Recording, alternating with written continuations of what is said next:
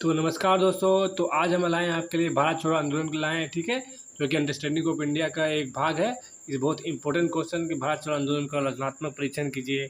ऐसा क्वेश्चन आ सकता है कि भारत छोड़ो आंदोलन का विशेषता क्या है, इनके कारण क्या है, इनका उद्देश्य क्या है, ठीक है, इनके क्या परिणाम निकला है, सारा कुछ हम इसे बतलाने वाले हैं, ठीक है। ठीक है, वीडियो को अंत तक देखिए। आपको नहीं समझ में आएगा तो आप कॉमेंट कीजिएगा, ठीक है।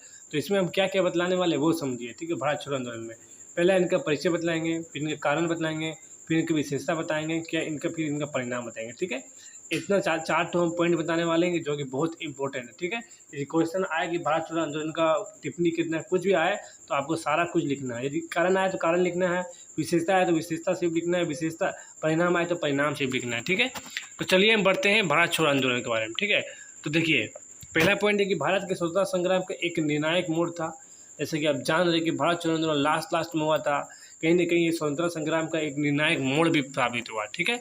इनका परिचय समझ लीजिए क्या था भारत छोड़ो आंदोलन के बारे में, जो नहीं जानता है।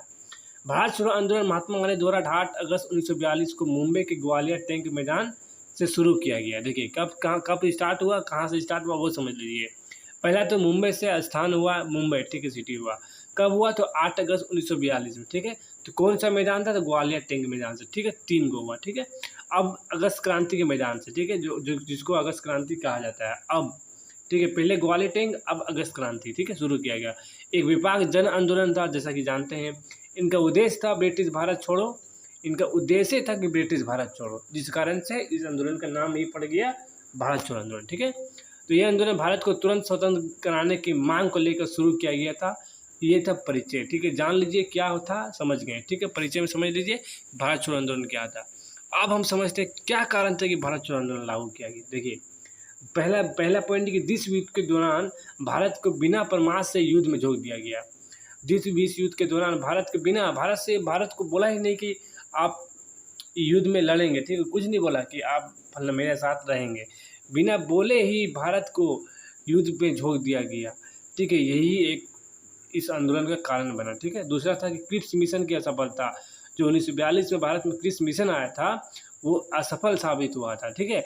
जो भारत को युद्ध के बाद स्वतंत्रता का वादा करता था, ठीक है। क्रिप्स मिशन के तहत क्या हुआ था, समझौता हुआ था कि भारत युद्ध खत्म होने के बाद, ठीक है, भारत को स्वतंत्रता दिया जाएगा, लेकिन ऐसा नहीं हुआ, ठीक है। लेकिन तत्काल स्वतंत्रता नहीं दिया गया, जिस कारण से इस आंदोलन को लाना पड़ा, ठीक है। तीसरा था कि ब्रिटिश शासन के प्रति गहरा असंतोष। उतना साल से ब्रिटिश के प्रति असंतोष जो बढ़ रहा था वो एकदम हाई लेवल चल गया था, ठीक है।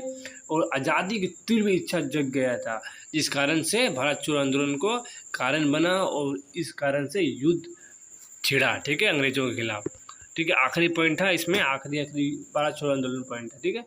तो गांधी जी ने नारा दिया, करो या मरो, ठीक है, डू और डाई, ठीक है। ये नारा भारतवासियों को अपने जीवन की परवाह किए बिना स्वतंत्रता के लिए संघर्ष करने की प्रेरित करता है, ठीक है।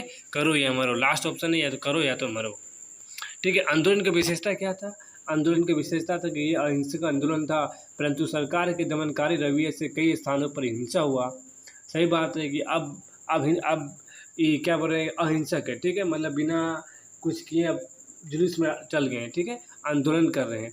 आप पुलिस किसी तरह आप पे मार रहे हैं, ठीक है, तो आप चुप रहिएगा, आप चुप तो नहीं रहिएगा, ठीक है। तो आप कहीं ना कहीं हिंसा कीजिएगा, तो वही हुआ कि परंतु सरकार ने दमनकारी रवैया से कई स्थानों पर हिंसा भी हुआ, ठीक है, कहीं ना कहीं हिंसा होगी। आप तो थोड़ी ना सब कि महात्मा गांधी तरह है कि चुपचाप रहेंगे, ठीक है। गांधी जी, नेहरू जी, सरदार वल्लभ भाई पटेल सहित सभी प्रमुख नेता गिरफ्तार कर लिया गया। देखिए, मेन नेता गिरफ्तार हो गया, ठीक है। जनता ने स्वतः आंदोलन आगे बढ़ाया, अब जनता आंदोलन चला रहा है। अब ये सब गिरफ्तार हो गया है, गांधी जी, नेहरू जी, सरदार पटेल। रेल की पटरी उखाड़ गई, डाकघर, थाने, सरकारी इमारतों को निशाना बनाया, ठीक है। अब वो सब चल गया, महात्मा गांधी सब चल गया, अब तो अब जोश और बढ़ गया, ठीक है, क्योंकि तो वो अहिंसा था, हिंसा वाला आदमी नहीं थे। विद्यार्थी, किसान, मजदूर, महिलाएं, सभी वर्गों ने भाग लिया इस आंदोलन की, ये विशेषता था इसमें। क्या इनका परिणाम निकला वो समझिए, क्या परिणाम निकला था इसका। आंदोलन पूरी तरह से सफल नहीं हुआ, लेकिन इसने ब्रिटिश सरकार को यह स्पष्ट संकेत दे दिया कि अब भारत में उनका शासन अस्थायी है, ठीक है। संकेत तो दे दिया कि बेटा अंग्रेज अब तुमको यहाँ से जाना ही होगा, ठीक है। ये स्वतंत्रता संग्राम का अंतिम गति देने वाला आंदोलन था। इसके बाद 1947 में भारत को स्वतंत्रता मिला, ठीक है। 1942 में आरंभ हुआ, जस्ट इसका 5 साल बाद भारत को आज़ादी मिली थी, ठीक है। इसके बाद 1947 में को स्वतंत्रता मिला। ठीक है, हो गया। तो निष्कर्ष में यही निकला कि भारत छोड़ो आंदोलन भारत के स्वतंत्रता संग्राम का अंतिम सबसे महत्वपूर्ण जन आंदोलन था। इसने ब्रिटिश समाज की नींव हिला दी, स्वतंत्रता और स्वतंत्रता की उल्टी गिनती शुरू कर दिया गया। ठीक है, तो इस प्रकार हम जाने आज भारत छोड़ो आंदोलन का पूरा विशेषता, कारण, परिणाम सब कुछ जाने। ठीक है, तो वीडियो